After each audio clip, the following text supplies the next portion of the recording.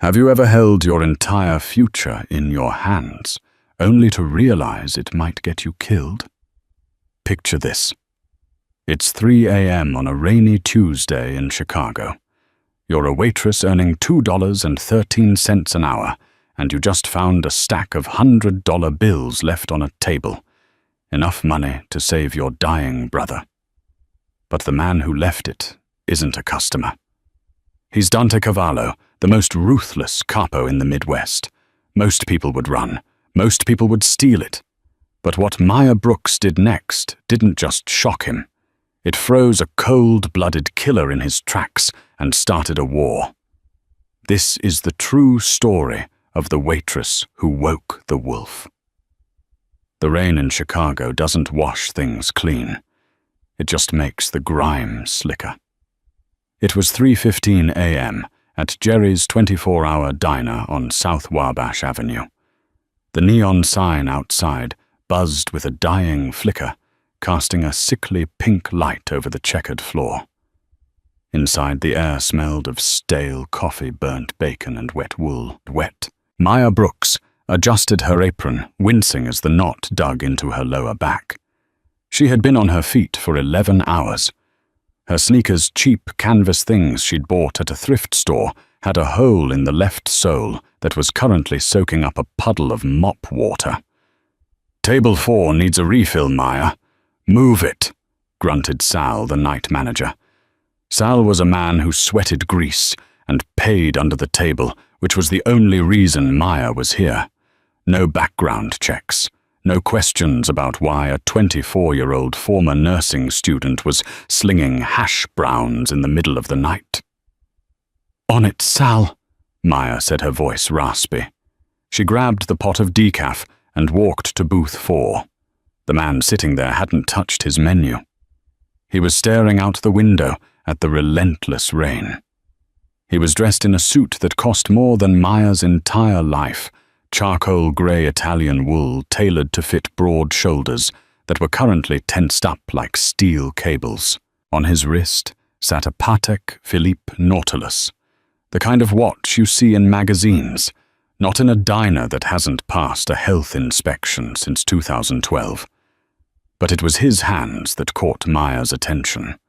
They were large, steady, and resting on the table, and on the cuff of his pristine white shirt there was a single dark speck. Red. Fresh. "Coffee?" Maya asked, trying to keep her hand steady. The man turned his head. His eyes were the color of shattered ice, pale blue, and completely devoid of warmth. He had a scar running through his left eyebrow, interrupting an otherwise handsome, sharp face. This was Dante Cavallo. Maya didn't know his name yet. She just knew that every instinct in her body was screaming. "Predator." "Black," he said. His voice was a low rumble, like a luxury car idling in a garage. "Leave the pot." Maya poured. She didn't shake. She couldn't afford to shake. She needed this job. She needed the tips. Her brother Leo was at home, waiting for his insulin. The stash in the fridge was empty, and payday was 3 days away. "Anything to eat?" "No," he said, turning back to the window. "Just the check." Maya nodded and walked away. When she returned 2 minutes later with the slip of paper, he was already standing up. He moved with a terrifying grace, silent and fast. He threw a wad of cash onto the table without looking at her, and walked out the door, the bell chiming cheerfully behind a man who looked like walking death. Maya sighed and walked to the table to buss it. She picked up the mug to put it in the bin. Then she looked at the cash he had left. She froze. It wasn't a 20. It wasn't a 50. It was a stack. A thick, folded stack of $100 bills. Benjamin Franklin's. Maya's heart hammered against her ribs like a trapped bird. She looked around. Sal was in the back office, likely betting on horses. The diner was empty except for a drunk sleeping in the corner. With trembling fingers, she picked up the stack. She thumbed the corner. 1, 2, 3, 10. $1,000. $1,000 was 3 months of rent. It was 6 months of insulin for Leo. It was a winter coat without holes. It was salvation. He forgot it, she thought. He made a mistake. Rich guys like that, they carry rolls. He pulled out the wrong clip. She shoved the money into her apron pocket. Her hand burned where it touched the cash. "Keep it," a voice whispered. "He won't miss it. He's wearing a watch worth a house. This saves Leo." She took a step toward the kitchen. She could clock out in 10 minutes. She could walk out the back door, go straight to the 24-hour pharmacy on State Street, and buy the insulin. She could breathe for the first time in years. Then she looked down at the table again. Right where the money had been, there was a napkin, and on the napkin, pressed in ink from the wet cash, was a faint red smear. Blood. Maya stopped. She looked at the door where the man had vanished into the rain. If he was who she thought he was, someone dangerous, someone involved in the darker side of Chicago, and he realized he had lost a grand. Would he come back? Would he tear the diner apart? Would he hurt Sal? Or worse, if she kept it, was she accepting blood money? Maya thought of Leo. Leo, who was the sweetest kid in the world, who believed in superheroes and honest work. If she bought his medicine with stolen money from a criminal, would it poison him? It was a superstitious, stupid thought, but it rooted her to the spot. "I can't," she whispered. "I can't be like them." She grabbed her coat. She didn't clock out. She didn't tell Sal. She ran out the front door into the pouring rain, clutching the money in her fist. The wind on Wabash Avenue hit her like a physical blow. The rain was freezing instantly, soaking through her thin uniform. Maya squinted through the downpour. The street was dark, the streetlights reflecting in the oil-slicked asphalt. There, half a block down, turning the corner toward the alley behind the old theater, she saw the silhouette of the broad shoulders. He was moving fast, blending into the shadows. "Hey!" she yelled, but the wind tore the sound from her throat. She ran. Her wet sneakers tapped against the pavement. She turned the corner into the alleyway. It was a dead end, a loading dock for the theater cluttered with dumpsters and broken pallets. The man was standing by a black SUV, his hand on the door handle. He froze as she splashed into the alley. "Wait!" Maya gasped, bending over her hands on her knees, trying to catch her breath. The cold air burned her lungs. Dante Cavallo turned. The transformation was instant. In the diner, he had been dismissive. Here in the dark, he was lethal. In a blur of motion, he spun around. Maya heard the distinctive clack-clack of a slide being racked. She looked up and found herself staring down the barrel of a semi-automatic pistol. It was matte, black, steady, and pointed directly at the center of her forehead. Maya threw her hands up the wad of cash, still clenched in her right fist. "Don't shoot!" she screamed. Dante didn't lower the weapon. His eyes narrowed, scanning the alley behind her, looking for an ambush. "Who sent you?" he hissed. His voice wasn't a rumble anymore. It was a razor blade. "Moretti." "The Russians." "Nobody," Maya cried, tears mixing with the rain on her face. "I'm the waitress from the diner." Dante blinked, but the gun didn't waver. He looked at her uniform, now plastered to her shivering frame. He recognized the apron. "You followed me," he said, his tone dropping to a dangerous calm. "That was a mistake. Give me one reason why I shouldn't leave you here." Because you forgot this, Maya said. She slowly extended her hand, opening her fist. The stack of bills was wet, the edges curling in the rain. Dante stared at the money. Then he looked at her face. He looked at the fear in her eyes, the way her teeth were chattering, and the utter confusion on her features.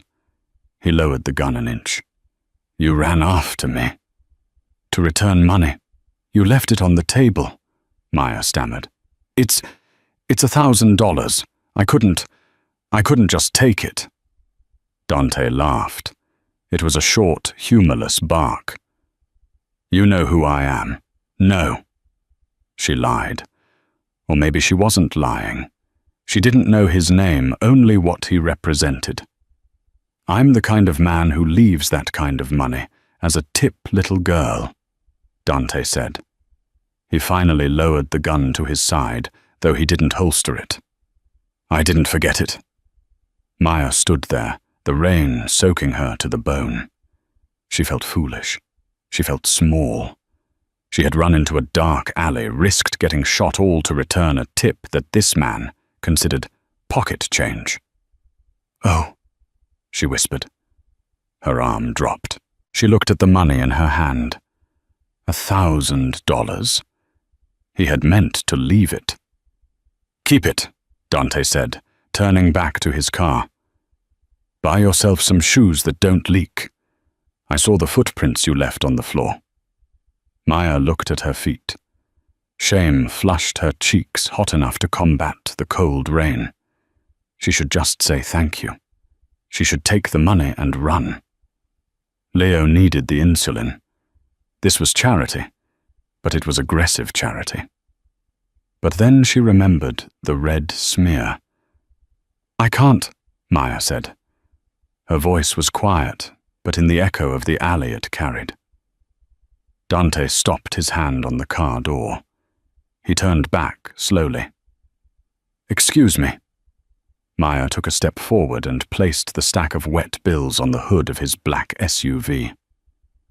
I can't take it, she said, her voice trembling but her chin high. I don't know what you did tonight. I don't know whose blood is on your cuff. But I work for my money. Every cent.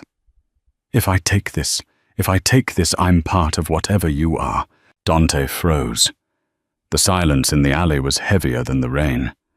He looked at the money on the hood. Then he looked at his cuff. He hadn't noticed the speck of blood. He had been careless. He looked back at Maya.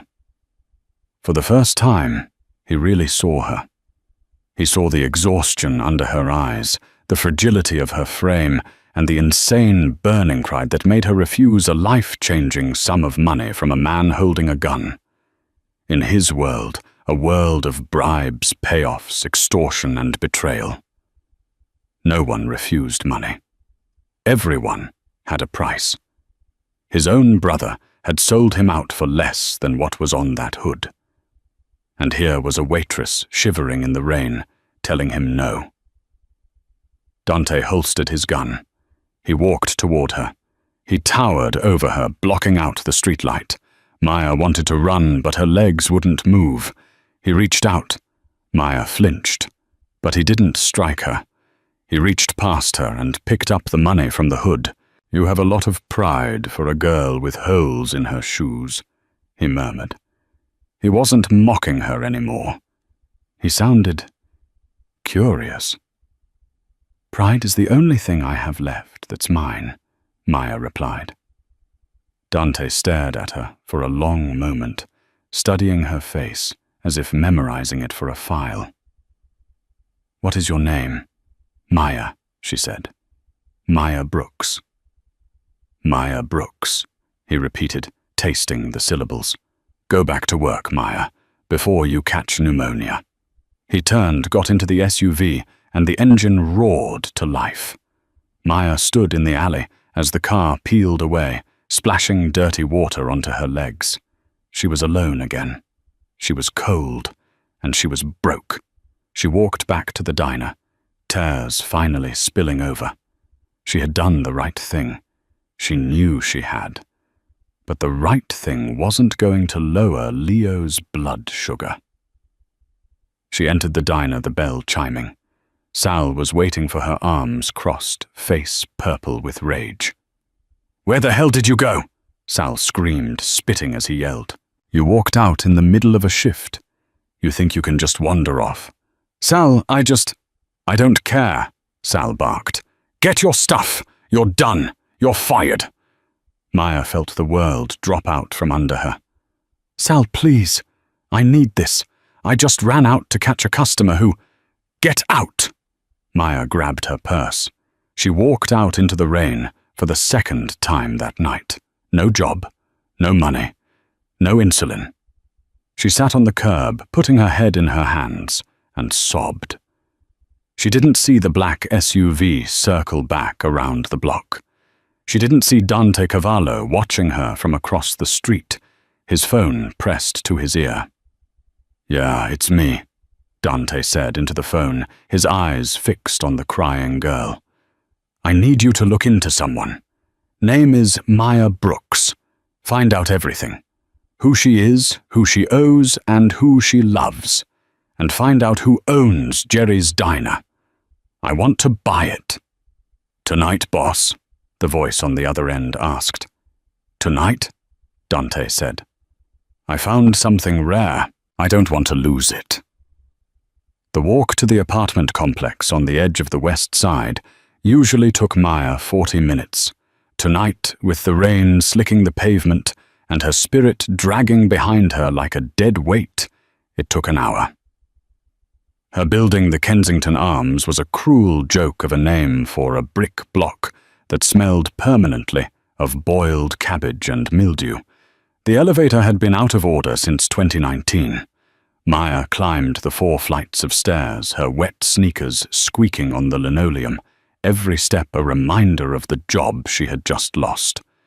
She fumbled with her keys, her hands shaking so badly she dropped them twice. When she finally unlocked the door to apartment 4B, she forced a smile onto her face. It was a mask she wore every day. No matter how much the world beat her down, Leo could never know. "I'm home," she called out softly. The apartment was small, a kitchenette that bled into a living room with a sagging beige sofa and a single bedroom that they shared. Maya slept on the couch, so Leo could have the bed.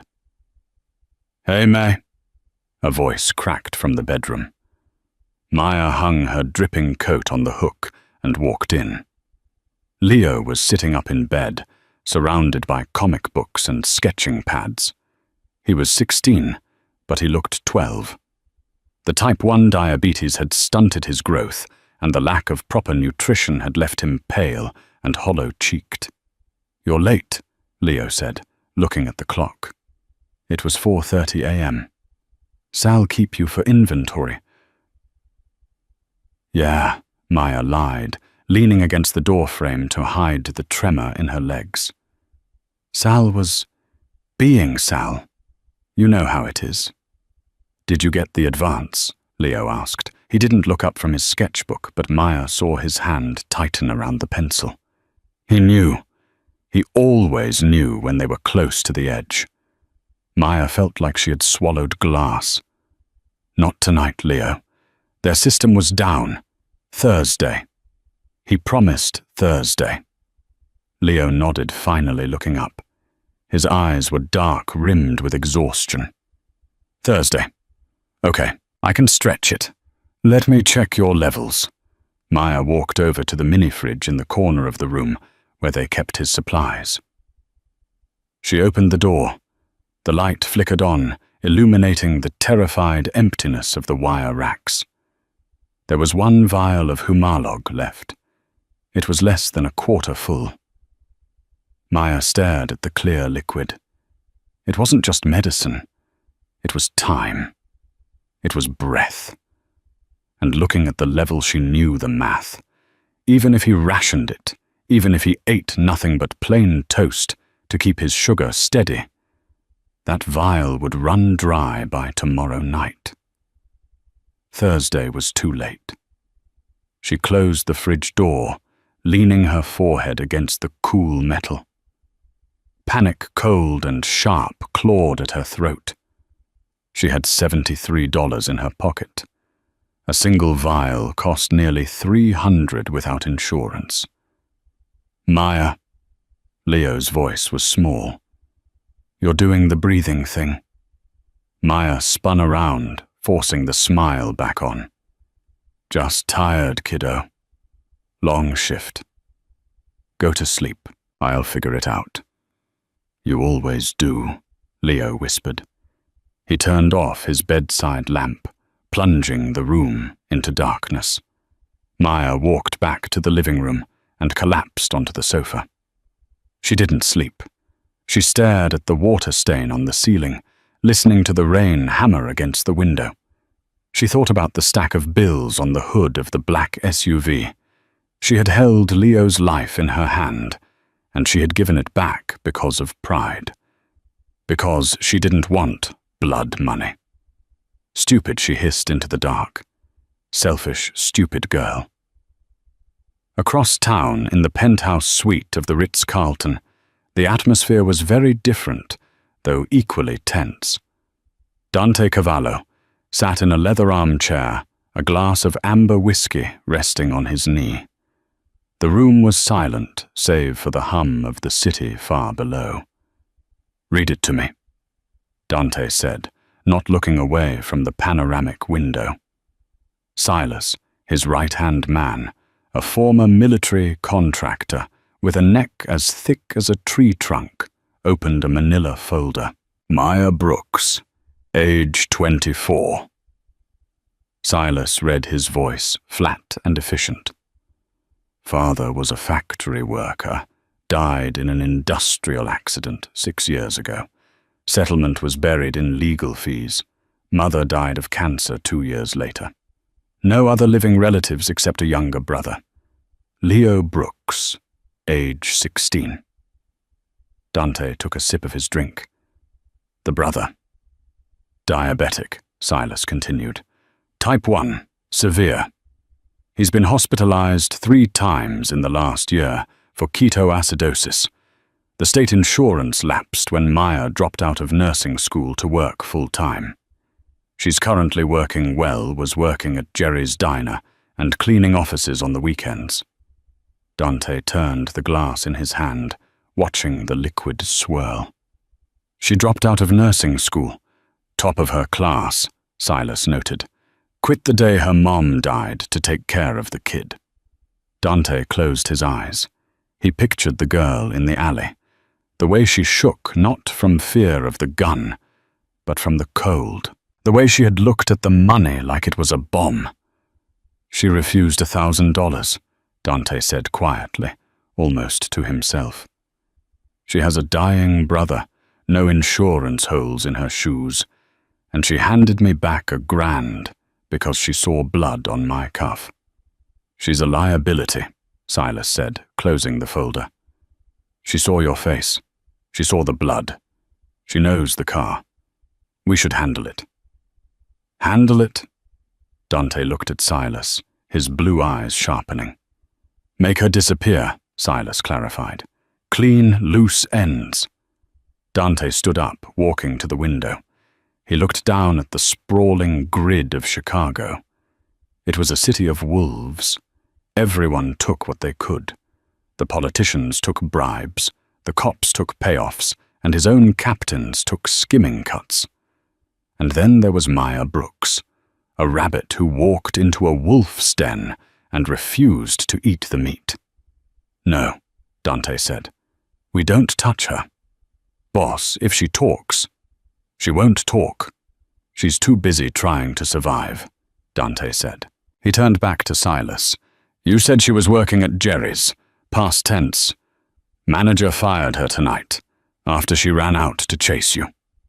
Dante's jaw tightened.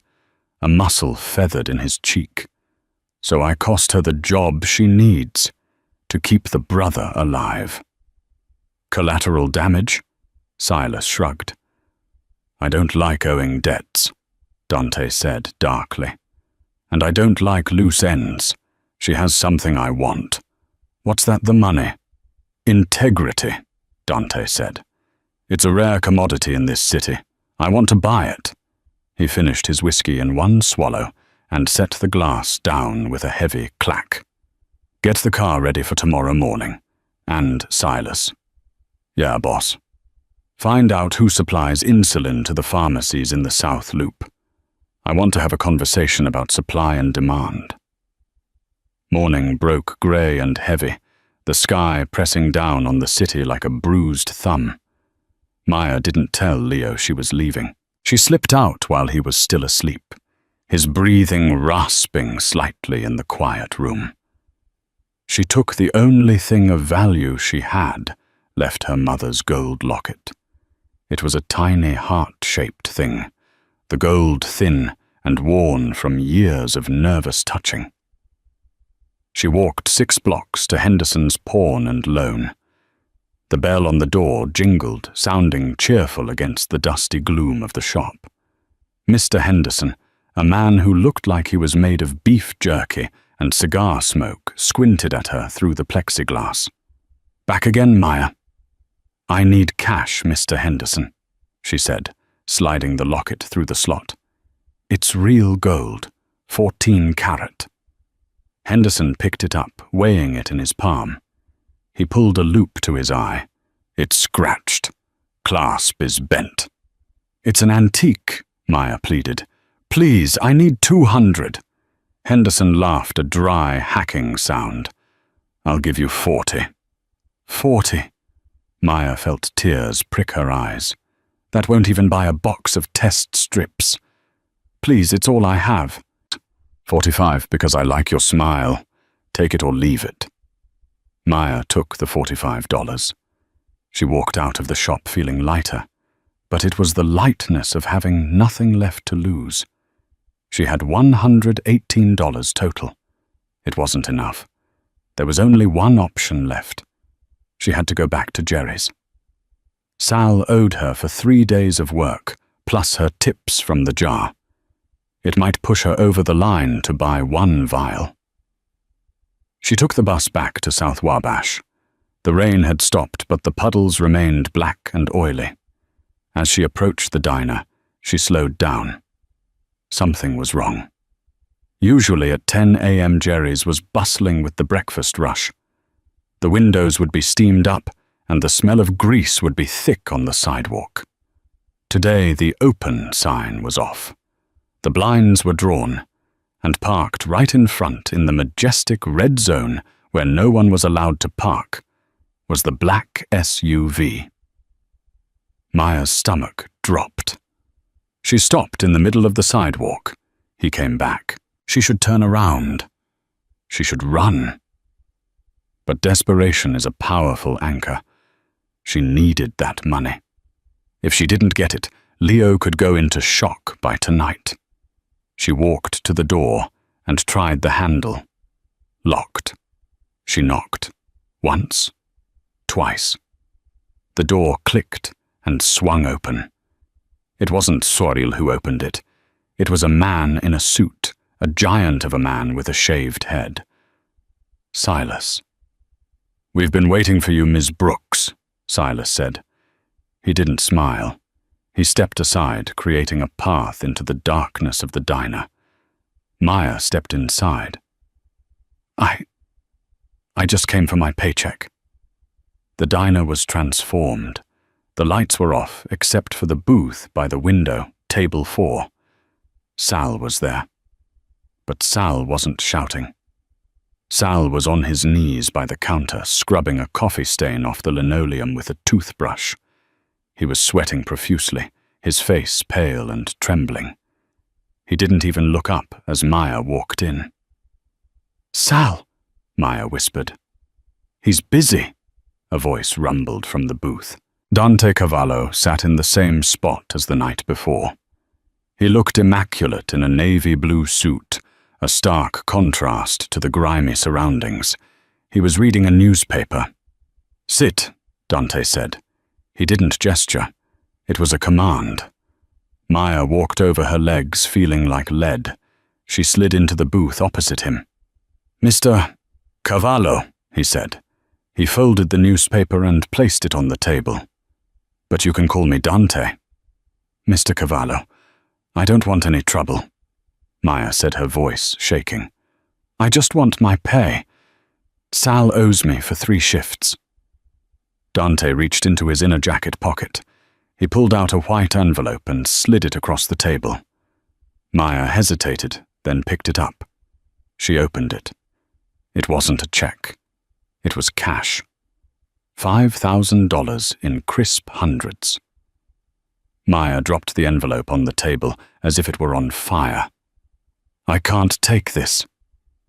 It's your severance, Dante said calmly, and the purchase price for your silence. I told you I didn't see anything, Maya said, pushing the envelope back toward him. I don't want your money. I just want what I earned. The $150 Sal owes me. That's it. Dante stared at her.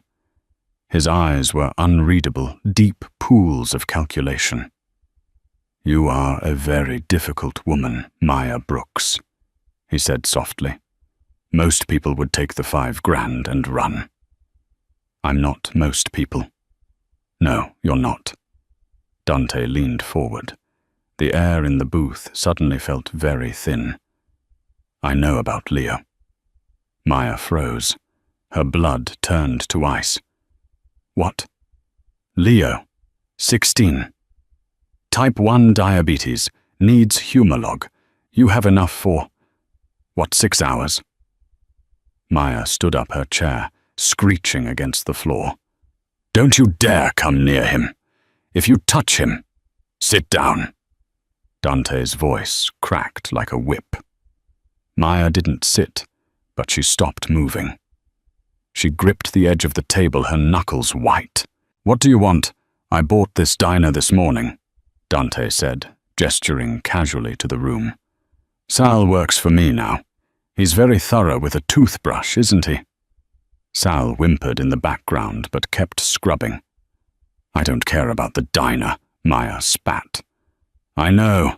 You care about the insulin, Dante said. He reached into a bag sitting on the seat beside him. He pulled out a box, a white and blue box, Humalog Quick Pen. Not just one. He pulled out another, and another.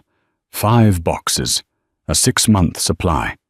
He stacked them on the table like a tower of bricks. Maya stared at the boxes. Her breath hitched. That was thousands of dollars of medicine. It was life. I can make your problems go away. Maya, Dante said, his voice lowering to a seductive, dangerous purr. I can ensure Leo never misses a dose. I can ensure the best doctors. I can ensure you never have to scrub a floor or serve coffee again. Maya looked from the medicine to Dante's cold blue eyes. And what do I have to do? I have a situation, Dante said. I live in a large estate in Lake Forest. I have staff security chefs, but I don't have anyone I trust. Everyone is on a payroll that can be doubled by my enemies. And you trust me. I trust your pride, Dante said. You returned money you desperately needed because you wouldn't touch blood. That makes you incorruptible. And that makes you valuable. He leaned back. I need a personal caretaker. Someone to manage my private quarters. Someone to organize my life, screen my calls, and handle my darker days. You will live at the estate. You will be paid $5,000 a month, and Leo's medical bills will be paid in full directly by my firm. Maya looked at the medicine. Then she looked at Sal, scrubbing the floor in terror. And if I say no? Dante picked up one of the boxes of insulin and twirled it in his fingers. Then you walk out with your $150. You go to 3 more pharmacies that will tell you no. And you watch your brother go into a coma tonight. He wasn't shouting. He wasn't threatening violence. He was just stating a brutal, cold fact. This is blackmail, Maya whispered. This is business, Dante corrected. "I am offering you a life. All you have to do is sell me your time and your loyalty." He slid the boxes toward her. "What is it going to be, Maya? Your pride or his life?" Maya looked at the boxes. She thought of Leo's pale face. She thought of the empty fridge. She thought of the promise she made to her mother. She slowly reached out and placed her hand on the boxes. "When do I start?" Dante smiled. It was the first time she had seen him smile. It didn't reach his eyes, but it was terrifyingly satisfied. "Right now," he said. "Get in the car." The drive to Lake Forest took an hour, but to Maya it felt like crossing into a different dimension. The battered streets of the South Side, with their potholes and flickering streetlights, faded into the smooth, tree-lined avenues of the North Shore. Here the silence was heavy. It was the expensive kind of silence, the kind that money buys to keep the chaos of the world at bay. Leo sat in the back of the SUV, staring out the tinted window, clutching the bag of insulin like it was a holy relic. He hadn't said a word since they left the apartment. The sudden upheaval, the rush, the terrifyingly large man driving them Silas. It was too much for a 16-year-old to process. "We're here," Silas grunted. The car slowed before a pair of wrought-iron gates that looked high enough to keep out an army. They swung open silently, revealing a winding driveway that led up to the main house. It wasn't a home. It was a fortress disguised as a mansion. The estate, built of grey stone and dark slate, loomed against the overcast sky. It was beautiful undeniably, but it was cold. There were no flower beds, no children's toys in the yard, no signs of life. Just manicured hedges and security cameras that pivoted slowly to follow the car. "This is where we live now," Leo whispered, his voice cracking. "For a while," Maya said, squeezing his hand. "It's part of the job package, Leo. Like a live-in caretaker position." "Who is this guy, May?" "He looks like he owns the city." "He's an investor," Maya lied. The lie tasted like ash in her mouth. "He needs someone to manage the property." The car stopped. The front doors of the house opened, and a line of staff stood waiting. It felt feudal. Dante was already there, standing at the top of the stone steps. He had shed his suit jacket, his white shirt unbuttoned at the collar, sleeves rolled up to reveal forearms corded with muscle. He looked less like a businessman and more like the lord of a dark manor. "Silas will show your brother to the guest wing," Dante said as Maya stepped out. "It's the East Annex, southern exposure. Good for his health." "Guest wing?" Leo looked at Maya, eyes wide. "Go with him, Leo. Get settled. I need to speak with Mr. Cavallo about my duties." As Silas led a bewildered Leo away, Maya turned to Dante. The wind whipped her hair across her face, but she didn't brush it away. "You didn't tell me there were other staff," she said quietly. "If you have maids and butlers, why do you need me?" Dante turned and walked into the grand foyer. The floor was black marble, polished to a mirror shine. "They are employees, Maya. They are paid to clean and cook. They are not paid to care. And I am. You are paid to be the one thing. They are not uncompromised." He led her through the house. It was a museum of shadows. Expensive art hung on the walls, Goya bacon pieces that were disturbing and dark. The furniture was stiff, untouched. It was a house where no one relaxed. "Your room is next to mine," Dante said, stopping before a heavy oak door on the second floor. Maya stiffened. "I thought I was the housekeeper. You are my personal assistant, my gatekeeper." If the phone rings in the middle of the night, you answer it. If I need a file from the safe, you get it. If I don't come home—" He paused, his hand on the doorknob. "You are the one who waits." He pushed the door open. The room was larger than Maya's entire old apartment. A 4-poster bed, a private balcony, a bathroom with a soaking tub, and on the dresser a brand new laptop and a phone. "Set up your life," Dante said. "Dinner is at 8. Do not be late. I despise tardiness." He turned to leave but stopped. "And Maya, yes, don't explore the basement, and don't talk to the security team outside of Silas. They are not your friends. They are guard dogs. If you pet them, they might bite." For the first few days, Maya existed in a state of high-functioning anxiety. The luxury was suffocating. The sheets were Egyptian cotton. The food was prepared by a Michelin star chef, and the insulin in Leo's new mini-fridge was plentiful. Leo was happier than she had seen him in years. His color was returning, and he spent hours in the library reading rare comics. But Maya saw the cracks. She saw the way the perimeter guards carried assault rifles under their raincoats. She saw the way Dante would disappear into his study for 10 hours at a time, emerging with bruises on his knuckles that he refused to explain. She was cleaning his office on the 4th day, dusting a bookshelf that held first editions of Machiavelli and Sun Tzu when she found it. It wasn't hidden. It was sitting right on the desk next to a crystal decanter of scotch. A file, labeled Traitors. Maya knew she shouldn't look. Curiosity in a house like this was a death sentence. But the name on the tab caught her eye. Jerry's Diner. Her heart hammering, she flipped it open. There were photos. Photos of Sal the manager. Photos of him meeting with men in leather jackets in the alley behind the diner.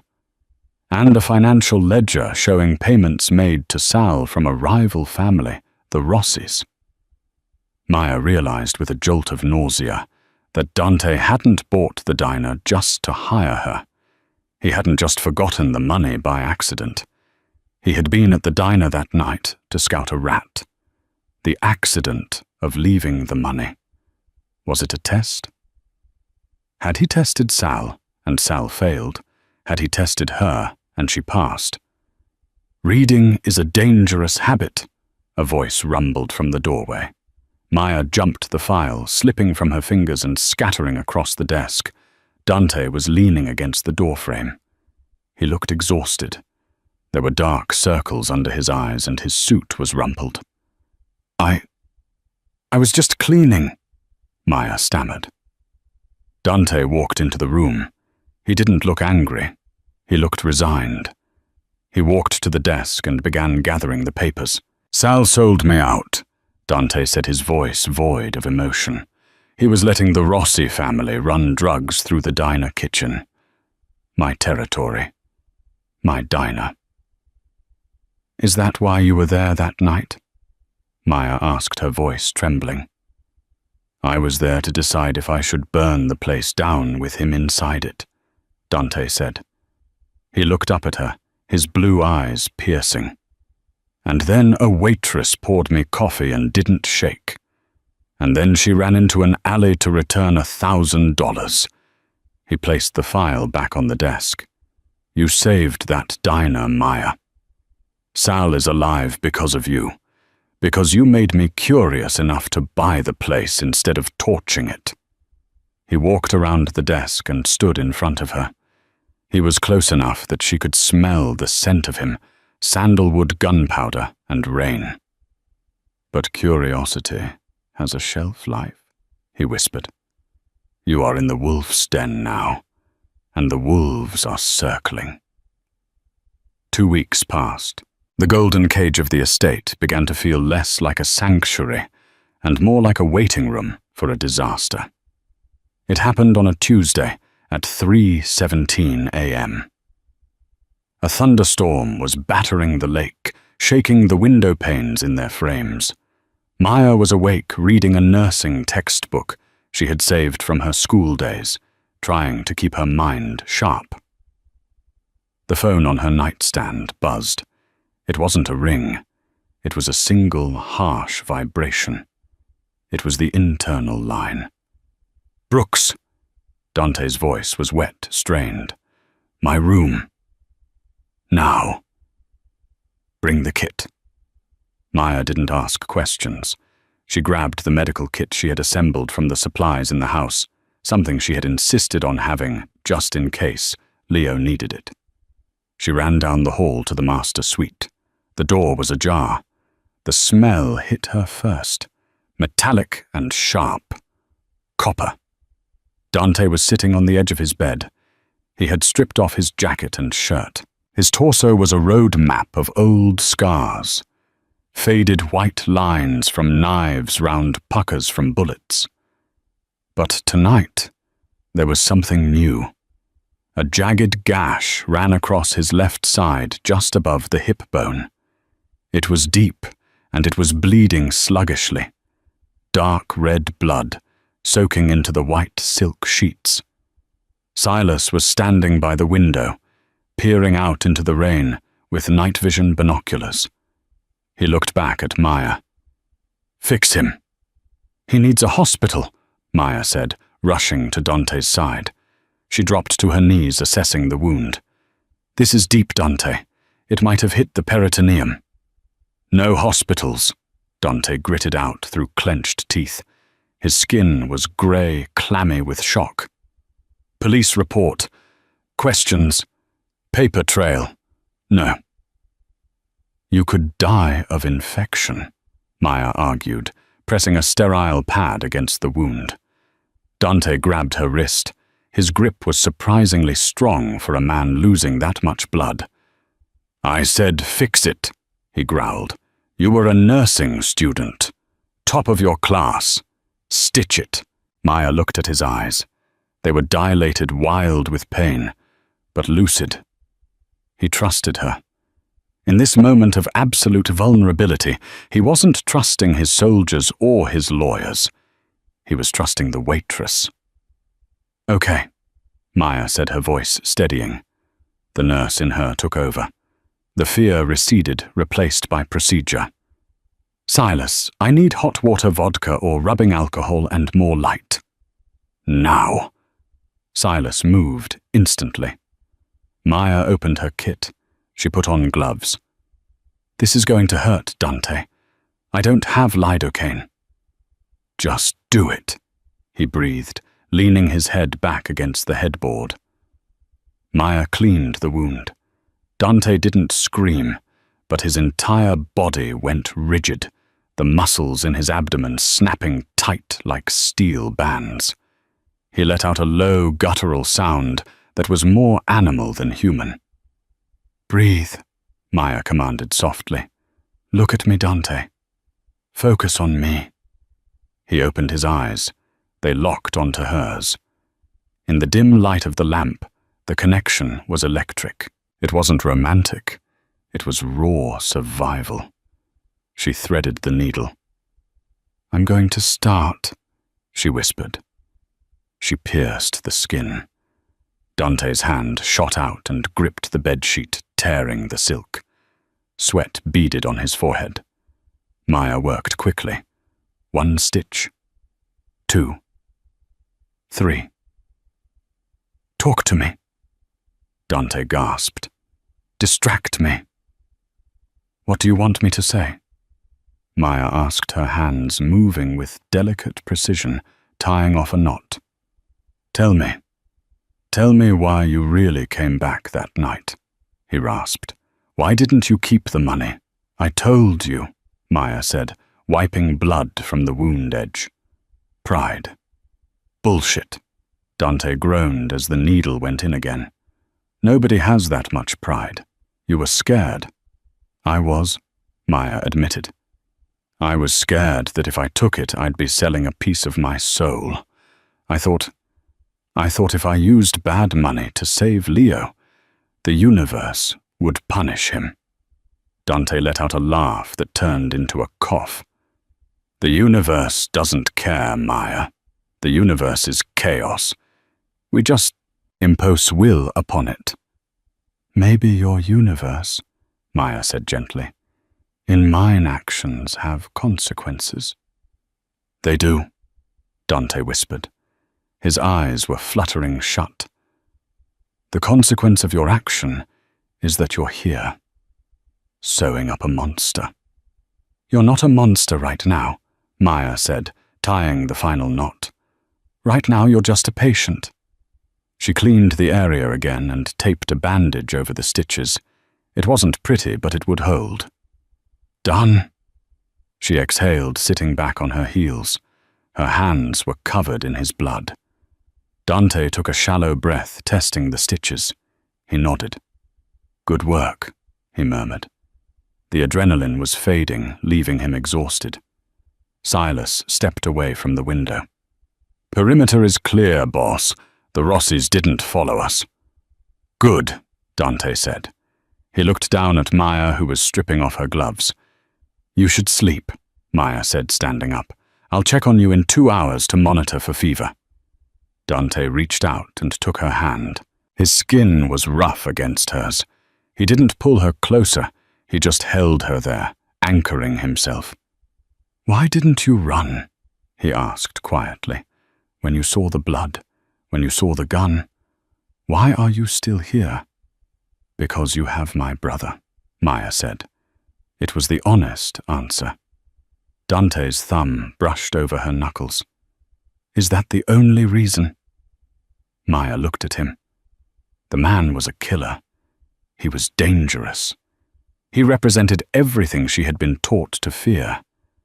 But beneath the violence, she saw a terrible, lonely burden. She saw a man who had forgotten what it was like to be touched without an exchange of money or violence. I don't know, she whispered. Dante held her gaze for a second longer, then let her go. Go wash your hands, Maya, he said, turning his face away. The blood, it stains. Maya walked back to her room. She went into the bathroom and scrubbed her hands until they were raw. But as she watched the pink water swirl down the drain, she realized Dante was wrong. The blood washed off. But the feeling of his skin under her fingers, the look in his eyes when he asked her to save him, that wasn't going anywhere. She went to the window and looked out at the estate grounds. The rain had stopped, but in the distance near the front gate, she saw a single car parked on the road, lights off, just sitting there, watching. The phone in her pocket buzzed. She picked it up. It was an unknown number. Hello? Maya Brooks. A voice she didn't recognize. Smooth, synthetic, distorted. Who is this? A friend. We know you're in the house. We know you're stitching up the king. Maya's blood ran cold. What do you want? We don't want the king, the voice said. We want the prince. The sickly one, Leo. Maya stopped breathing. Leave the back gate unlocked tomorrow night, the voice said. Or we take the insulin away. Permanently. The line went dead. Maya stood in the silence of the opulent room, the phone slipping from her numb fingers. The wolves weren't just circling anymore. They were at the door. Maya stood in the center of the dark bedroom, the hum of the dial tone still buzzing in her ear. Her heart felt like it was beating against her throat. Open the gate. Betray the man who saved your brother, or lose your brother. It was the same choice the world had always given her: survival or integrity. She looked at the door to Dante's room. He was wounded, vulnerable. If she opened that back gate, the men coming for Leo would kill Dante first. She knew that. You don't leave a king alive after you steal his prince. Maya walked to the window, watching the rain lash against the glass. She thought of the $1,000 on the diner table. She thought of the stitches she had just placed in Dante's skin. She hung up the phone. She didn't go to the back gate. She walked straight into Dante's room. He was awake, staring at the ceiling, his breathing shallow.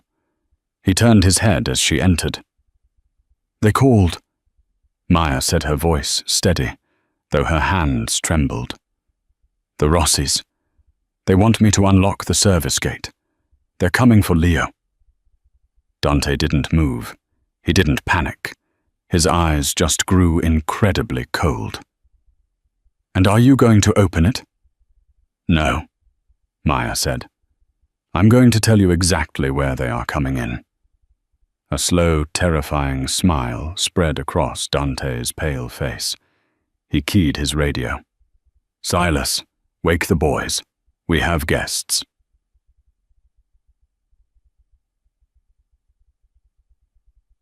The trap was set by 4 a.m. Maya sat in Leo's room holding his hand, while he slept a heavy pistol Dante had given her resting on her lap.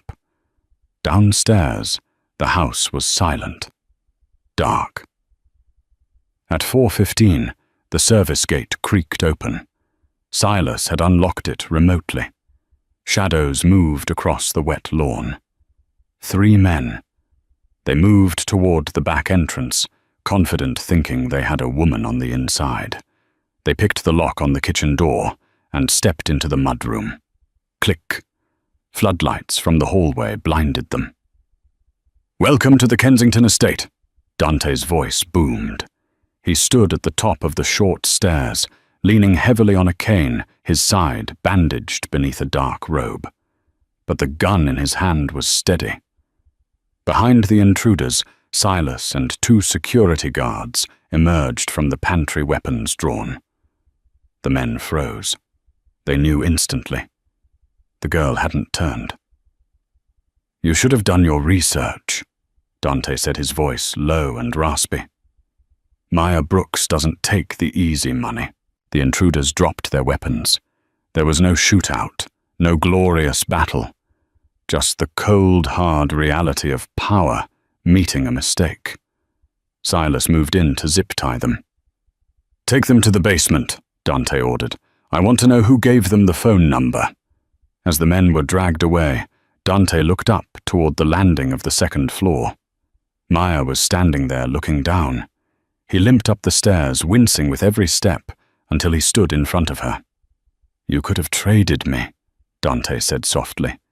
"You could have guaranteed your brother's safety tonight." "I don't make deals with devils I don't know," Maya replied. "And besides, I fixed you. I wasn't going to let them ruin my stitches." Dante laughed, a genuine warm sound. He reached out, taking her face in his large hand. His thumb traced her cheekbone. "You are not a waitress anymore, Maya," he whispered, "and you are not a caretaker. You are family." Maya leaned into his touch, the exhaustion of the last month finally crashing over her. She knew this wasn't a fairy tale.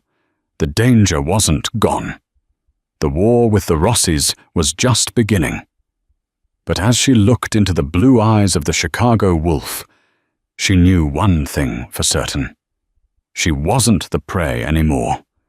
She was part of the pack. And that is how a simple act of honesty changed everything. Maya Brooks started as a waitress with holes in her shoes, afraid of the world. She ended up as the right hand of the most powerful man in the city. She proved that even in a world of crime and blood, loyalty is the most expensive currency of all. Dante didn't just fall for her beauty. He fell for her backbone. They saved each other. He gave her the means to live, and she gave him a reason to trust. But the war isn't over. The Rossis are still out at there, and now they know Dante has a weakness. What do you think? Did Maya make the right choice? Staying with a mob boss? Would you have opened the gate to save your family? Let me know in the comments below. If you enjoyed this story, please smash that like button. It really helps the channel grow. Subscribe and hit the bell icon so you never miss the next saga. Thanks for watching, and stay safe out there.